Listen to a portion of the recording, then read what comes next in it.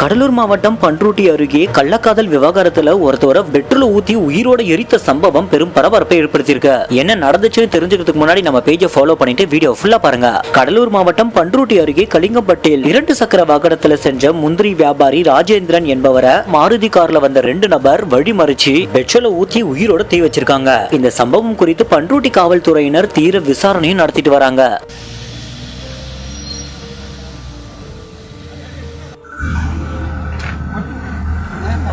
கடலூர் மாவட்டம் பண்ருட்டி உட்கோட்டம் காடாம்புலியூர் காவல் நிலையத்துக்குட்பட்ட மாளிகைப்பட்டு என்ற கிராமத்தில் இன்றைக்கு இரவு ஒரு 7 மணி அளவில் அந்த மாளிகைப்பட்டு கிராமத்தைச் சேர்ந்த ராஜேந்திரன் என்பவர் கந்தன் என்பவருடன் 2 சக்கர வாகனத்தில் அந்த ஊர் பக்கத்தில் வரும்பொழுது ஒரு ஆமினி கலரில் ஆமினி வண்டியில் 2 பேர் பெட்ரோல் ஊற்றி விட்டு அந்த ராஜேந்திரனை பெட்ரோல் ஊற்றி விட்டு கந்தனை துரத்தி விட்டுறாங்க.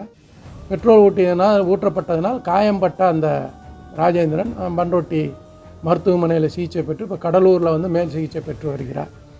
இது சம்பந்தமாக அந்த குற்றவாளிகளை பிடிக்கும் பொருட்டு துணை கண்காணிப்பாளர் பண்ருட்டி தலைமையில் 4 தனிப்படைகள் உடனடியாக அமைக்கப்பட்டது. தனிப்படையினர் தீவிர விசாரணை மற்றும் சிசிடிவி கேமராக்கள்லாம் அனலைஸ் பண்ணும் பொழுது அந்த சம்பவத்திற்கு சென்ற இந்த மாருதி ஈக்கோ வண்டியை இப்போ பிடித்திருக்கு.